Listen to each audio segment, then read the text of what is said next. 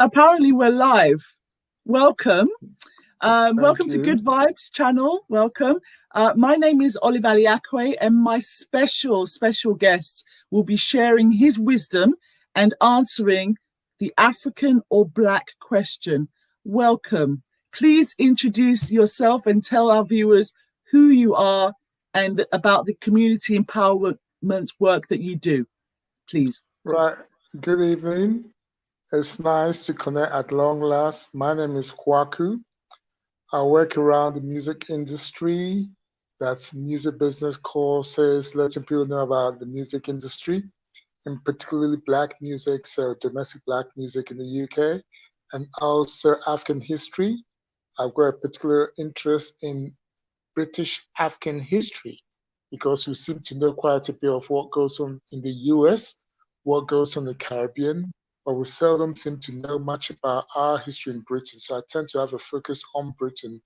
So in Britain, we've just come out of what's called Black History Month. I prefer to say African History Month, but for us, African History Month continues. So for example, every Monday in November and the beginning of December, we've got African history programs. Amazing. So that's me done. Thank you for that. Just as a favor, this is our first time streaming. Could you just put your go back a bit, put your screen forward a bit? That's it, so we can see your whole person. Just a little bit more, touch more, because it's exactly perfect. Thank you. So please, can you tell us about your initiative, TAOBQ, which means the African or Black question? Right. TAOBQ, as I said, the African and Black question. What happened was that in 2011, the UN declared that the International Year for People of African Descent. And during one of my African history programs, it occurred to me, this was well after the middle of the year, that people were not aware of it. So I decided to do a vox pops, and that I was randomly asking Africans, and by the way, when I say African, I mean people of African heritage. It doesn't matter where your antecedents come from, whether you're born in the Caribbean, Britain, or the continent. As long as you're of African heritage, you're African. That's my description. I don't do Black in terms of describing human beings. So I think from July onwards, I just went with whatever camera I had, and I asked two questions. Are you, no, first of all, the first question was, are you aware that 2011 is International Year for People of African Descent? And the next question was, are you African or Black? Well, I think it's no exaggeration to say probably 99% of people hadn't heard about the initiative, and we're pretty much past the second half of the year. And then obviously with the second question, there was a variation in answers, but I think the fact that one had asked them such a direct question, most would say African, some would say Black and African. So anyway, in January 2012, we had a conference. I screened a bit of the video that I'd done, and I was taking it easy till a Councillor Martin Seaton said, look, let's not push it full, right? Look, and he put forward a motion that are we African or Black? And overwhelmingly, people voted that they were African. So going forward from there, we resolved to call ourselves African, and that, I think, was a year that we started talking in terms of African History Month as opposed to Black History Month. And incidentally, in 2012, that was the 25th anniversary of two landmark, I would say cases, let's say milestones in British African history. That was the first time we had the first 3 African MPs. Kivas was not the first Asian MP, there'd been a couple. So, you know, politically in Britain, we class Asians as Black in terms of the politics, but in the case of the 25th anniversary, Kivas was not included because there had been 2 or 3 Asian MPs before him. So the MPs who were celebrating was Paul Boateng, than Abbott and Benny Grant. But also, that was the 25th anniversary of the introduction of Black History Month into the UK. So that year, I did an African Black History Month event in Harrow, and we declared then going forward, we should call it African History Month. And consequently, we've moved forward with that. So we just, obviously, people are sometimes a bit confused, particularly the local paper thought, oh, Black History Month was different from African History Month. So it's taken a while for people to understand that it has to be African History Month. And if you don't mind me saying, I think about 2 years ago, I did an event at the GLC, that's the Greater London Council, or City Hall in London. And I really wanted to be in that environment, because if you find out the history about how Black History Month was introduced to UK in 1987, it was based on the tenets of something called the African Jubilee Year Declaration. If you saw the logo of that, it had Marcus Garvey in there. It had so anyway, let me just explain. It marked the 100th anniversary of the birth of Marcus Garvey, 1887. It marked the 25th anniversary of the introduction of the OAU, 1962. And also one more, I've gone, is it the 150th anniversary of the so-called emancipation of the enslaved Africans in the Caribbean. So the whole point of Black History Month was predicated on an African experience. So to call it Black History Month dilutes it. And I remember, particularly in Harrow, what we had was that initially when we got involved in Harrow, it was dominated by the Asians. And they'll get money. That's when the councils had money to fund Black History Month programs. And they were doing things that spoke of nothing to do with the African experience. So gradually, particularly in Harrow, we moved it to African History Month. So that's it. Thank you for that insight, context and historical context, which marks also as part of our present history. And for the next one, please explain the term Afriphobia. What does that? Right. Anyway, I'm glad you had that confusion, because I might not have raised it. Some of the statutory, or I would say the UN bodies, use Afro, spelled with an O. But conscious Africans, including myself, say no, it has to be spelled with an I, because then that you spell in Afriphobia, and the Afri links it very much with Africa. Right now, where we are, when people talk about Afro, it's more likely to do with a comb or a hairstyle. And the Afriphobia, it's, you know about anti-Semitism, which is racism against Jewish people. We've moved to something called Islamophobia, which is supposed to be racism against, I suppose, Muslim people. And since people of African heritage normally bear the brunt of racism, how come we just lumbered into that, what should I say, umbrella term, racism? I don't know if you remember, but a few years ago, there was an inquiry into the Labour Party. And they said the inquiry was into anti-Semitism and other forms of racism. So anti-Semitism was separated, and we all were lumbered into racism. So we say, no, Africans bear the brunt of racism, particularly in the West.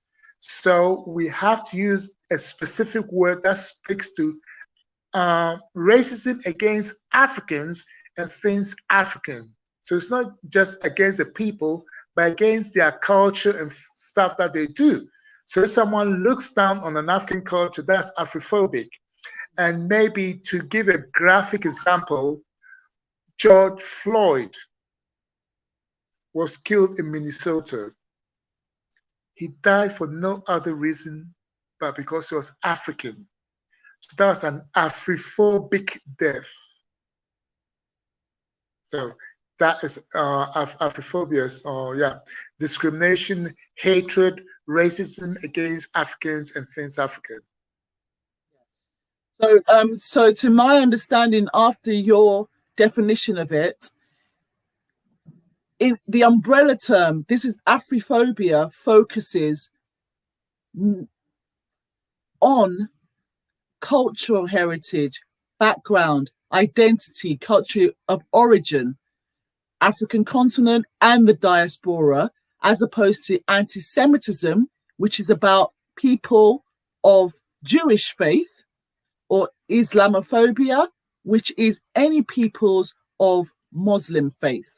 So is absolutely that okay? So absolutely. So people understand that. Yeah. So what we're saying is that if we don't have to delineate it and just talk about one, then you can say racism.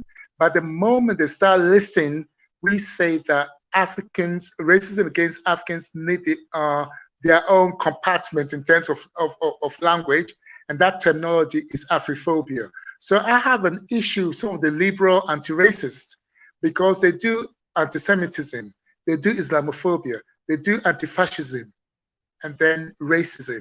So we are stuck in that umbrella term racism, but other people are separated. So I think it's incumbent on Africans to be fighting the fight and pulling up whether it's statutory bodies, anti-racist organizations, say, if you can't separate it, then please, I want a word that speaks specifically to racism against Africans, and that is Afriphobia. Please don't spell for an O, because that gives the idea of a comb or a hairstyle.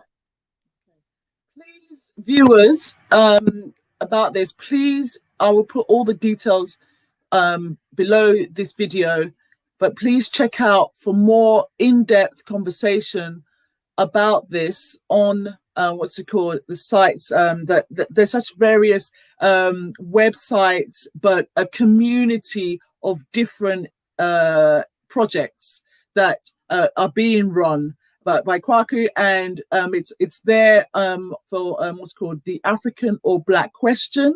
There's also about, which encompasses Afriphobia, and as well as the other projects and a lot of the upcoming projects that have been going out from now and throughout the year and ongoing, and connect, ask questions, attend the workshops where this is what's called expanded on. Thank you for that. The next one I wanted to find out from you and explain to viewers, please explain your motivation behind the need for an alternative term. You've coined African, Asian and ethnic minority, AAEM, as a more inclusive and representative terminology, as opposed to the various existing ones like POC, people of color, what's it called, BAME, the BAME of our life, as I like to call it, the what's it called, the Black, Asian and minority ethnic, and all the other terms that we come up with that people cannot agree on or feel excluded from or are ignorant of, and some that watching would love to embrace, but actually, you know, people don't actually ask people. So please, yeah, your motivation, please, for AAEM term. Right. I say this: when you're watching TV and you hear a news item on crime and it says black on black violence, there's no question that they're talking about people of African heritage. But in most contexts, when we say black, it's not necessarily about people of African heritage, because Britain, in the Northern America, that's fine. When they say black, invariably, they're talking about people of African heritage. George Floyd. Sometimes they say African American, sometimes they'll say black. But in the UK, it can be quite confusing because we've got this other thing called political black, in which anyone who's not European can be lumped in there. And even some Europeans, like Romani, the Gypsies, can be lumped in there. Even Irish at some time have been lumped as politically black. So my point is that Black is confusing within the British context. So we need to identify ourselves much clearer, and that is to say we are African. And African is anyone of African heritage. It does not matter where your antecedents are located, whether in Britain, the Caribbean, the Americas, or the African continent. What's his name? Peter Todd said, no matter where you come from, as long as you're a Black man, you're an African. So we focus on that African bit. So BAME is an umbrella term which was trying to put all the, I'll say, non-Europeans in the box. So that box stood for Black, Asian, minority, ethnic. We're saying, oh, a few years ago, Black covered Africans and Asians. The Asians had reason to separate themselves. And I think it's about time we separate ourselves from that Black and have our identity, which links us to our continent, which is Africa. So that is the motivation for suggesting AIM, which stands for African, Asian, Minority, Ethnic. And can I just say, in fact, if you're interested in this topic, first of all, there's a website and a magazine called blackhistorymonth.org, I think either .org.uk. Their magazine online, I've written an article on identity terminologies. On November 25th, I'll be doing the third iteration of a program called Interrogating Language. So we'll be looking at language to speak to identity, that speaks to decolonizing, that speaks to reparations. So language is quite important. So as I said, 25th November is a forum for us to look at the language of identity. Which is very, very splintered. And, you know, in a simple context, the divide and conquer has been overtly and systematically and insidiously applied to every level. It's been an attack, not just on Africans, but on African Caribbean, on South Asians, on Far East Asians, on Latinx countries, and anyone that you can think of is divided, is in that kind of context, because because our greatness, our multifacetedness is big, is huge. So it's a deliberate, ongoing attempt to make it small, as you said, to dilute means to take the power from it, and of course to make it different and to keep people lost. It's very simply obvious who people are. My skin is brown. People have different skins, but the point is the white and the Black constructs are polar opposites on purpose, and that, you know, the different connotations of that, but there's no middle. What's even worse is when people casually say white, Black, yellow, red, and anything else. That's even worse, you know. So basically, simply put, that polar, it's the real minority attacking the majority, simply put, and ongoing. Nobody attacks, nobody provokes and attacks for no reason other than you are threatened by the strength. And the irony is there is no threat. So why is it continually attacked? So of course it's easier to confuse, as you say. But as I say, please check out the links. I will add to this video because Brother KWAKU has in-depth, very accessible information and the education that you are not taught formally. Please check out the links for that. And it's enlightening, it's positive because it's accessible and you need it in your life. Share, please. You've already said how you identify yourself earlier on. I'd like you to share your opinion on Shadism. Shadism and Colorism, specifically people who are so-called dark skin and light skin, yet have racial biases, are prejudiced, or even scared of other people that are the mirror reflection of them, even family members, even people who are they're married to, even their children. What are your opinions on this, on these? You see, there's backwardness in every society, in every family. It's about knowledge of self. It's about knowledge of self. It's about confidence. It's not just shadism. What about hair? Oh, you've got good hair and bad hair. Invariably, bad hair means very Negroid hair, very African hair. When you got some straight hair, that's good hair. That is centuries of, not that it doesn't happen on the continent of Africa, it does, but that is centuries of engagement with the European, in which the European aesthetic is at the pinnacle and everything falls from there. So at the bottom is a very Negroid features. In between is a so-called dual or multiple heritage people who've got mixtures of different, what should I say, heritages. So obviously, they end up being lighter with straighter hair. So, oh, she's got good hair. So I'm saying it's backwardness. It's also about not knowing self. So we are, the only ideals we've had is the European ideal. So we self-hate. We self-hate. It's not even someone else doing it to us. We do it to ourselves after centuries of inculcation of our European ideals. I said it is backwardness, but I'm not going to insult. I'm saying the fact it is backwardness, but I'm not saying in an insulting way, but in a matter-of-factly way. And I think it needs education, not the education you get in schools, because you're not going to get that in schools.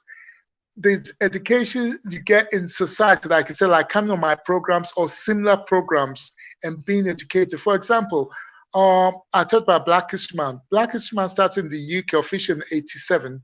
I was in England, but it went past me because it was not my radar. So you have to get to a certain place where, as Carter G. Woodson said about the miseducation of ourselves, we've been very much miseducated. But if you get to the right place, you start looking at yourself differently. You start looking at yourself different. Most Africans, and obviously I'm talking in the context of Africans, most Africans are not Africanists. By that I mean their perspective is often not African, it's often self-hate, because they've looked at the European ideals and that's what they've inculcated. So you need to come to a realization as part of growth, that's if you're open to learn and say, this is how I thought. But no, that does not speak to me as an African. That goes against me, that I'm insulting myself. And so I said, no, this is how God created me and I'm proud of my dark skin. You're light skin, that's fantastic. That's how God created you. But I do not want you to use your light skin to dominate me, to think you're superior to me. It goes, I mean, there's a whole psychological issues to face. I saw a video recently where this girl is very light and to the extent that she wanted to commit suicide. She didn't think she was worthy. So there's a whole raft of things, not just black, light and dark, and particularly in the Caribbean. I'm not quite sure so much in Ghana or Africa, but certainly in the Caribbean, that hegemony really is practical in the sense that for many years, if you're going to be a bank teller, for example, you have to be light-skinned. It does not matter your qualification. If you're dark-skinned, you're not getting certain jobs. I'm hoping that the land, particularly in Jamaica, that I know a little bit about, the land that created Marcus Garvey, people would have, what should I say, grown past that, or else that would be a shame. But I mean, I'm talking about things that people's living memories, but I don't know what's happened in recent time. But of course, in the last year, then we hear about a school not allowing a child to go to school because they had dreadlocks, for example. So we've come far, but sometimes not far enough. Yeah, so the long answer to your question about shadism is that it does exist. And what we need, you know, in recent times, particularly following the death of George Floyd, we've been talking about allyship. What we need is allyship within, in terms of the shadism, for light-skinned people to come down and say, look, that does not make me superior. And generally, not just Manfini, but you need maybe a bit more of them to be saying that, look, it is a stupid thing, and I should not be having privilege just because I'm lighter or just because I've got straighter hair. Thank you so much for your insights. This, you know, it's so, as you say, it's not judgment, it's a matter of fact thing, and it's a self-reflection. And it's this kind of thing happens especially when it's assimilation disguised as inclusion. You know, it's not verbalized, it's microaggressions. This happens in China, in Far East Asia, it happens in, you know, agricultural laborers in Vietnam and Cambodia. The whole thing about being forced to work in the cities, and of course, for what you've just said, to echo what you said, you only get the work if you have the good hair. And the irony is, you're allowed, when you don't conform, that's allowed in entertainment. You know, it's something quirky, it's something trendy, it's something different, but not allowed in real life. You know, Venezuela, Brazil, all of these things that, you know, that goes on, the bleaching that we know about. Please check out the different sites. And I wanted to get you, please, Elder, to share the different types of events, things like, could you give brief topics about your amazing efforts for International Reggae Day, and what's it called, the Black British Music and Congress that you do. You do so many different things, and, you know, people need that escape from the bondage that is, you know, they have questions. They want upliftment. Tell them about some of the projects that you do that they can check out now. Okay, I will go back to come forward, if you don't mind, because you mentioned International Reggae Day. And so International Reggae Day, it's 1st July. It started over 25 years ago in Jamaica. We only started running in the UK in 2017. So it's a one-day affair. Only in the UK, we tend to do over a couple of days, right? We try to use a Sunday before as well. So it's not just one day. Bear in mind that sometimes people work, and it depends on the day on which 1st July falls. But then there's something called British Black Music Month, and that's June into July. So June, July, we do a whole raft of things, from music industry courses, lectures, film shows, anything that we can fit into, or we can get partners to come on board. It's an opportunity to highlight domestic Black music, network, and more importantly, for people to know that it's an industry, so they get a better sense of how the industry works. And then hand in hand in that, with that, I've got a parallel program where we do African history programs as much as we can throughout the year. At this moment in time, we've got something called Monday Extra History Sessions. So that's very current. The last one was yesterday. Yesterday, we looked at something called 1974, that Carib story.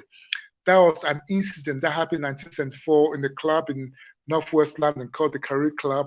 One of the defendants, they ended up being called the Cricklewood 12, is rather a well-known producer called Dennis Bovell. So that was the person we sort of hung the story around. Next Monday, we're looking at, I've forgotten the title, but it goes something on the lines of the day the Black Lives Matter sort of like shut down Brixton. And that happened in 2016. I happened to be there. And I was there for about 6 hours. they shut down the street in Brixton. If you know Brixton, it's in South London. It's a very busy thoroughfare, and for hours, the buses, only one, I think, ambulance was let through. And there was no incident. There was police, and there were no major incidences. So we'll be looking at that, and we're saying it's nice to have young people with a lot of energy and social media savvy, but probably what they have to do is link up with the elders who maybe don't have the energy, but may have some of the wisdom that they can transfer to these youngsters to move things forward. It's nice to be on the streets, but streets alone and activism on the streets alone is not going to change anything. You have to go hand in hand with lobbying and using other means to get what you want. Then the week after, I think that's 23rd November, we've got something called the police and the criminalization of young people. There have been a lot of cases where the police fitted people, quite frankly, and they ended up in the judicial system or the criminal justice system, got sentenced for things that they didn't do. But what I'm focused on are what are called multiple convictions. So like the Crickle 12, there was 12 people had to go to the Old Bailey, or the Tottenham Court Road 2, or Oval 4, or Oval House 4, or Thornton Hill 15. It's those type of things, because people don't know about these stories. But they're going to find out. They're going to find out. I don't want you to give away any spoilers, because we want viewers to be able to share this, watch this, and please connect, because it's been such a blessing for you to share your insights, because this is very important in terms of African history being living history.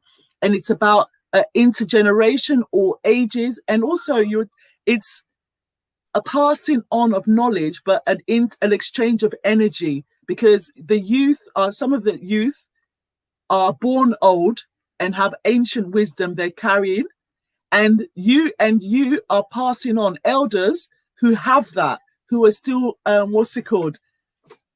they have a lot of energy to give, but we don't tire.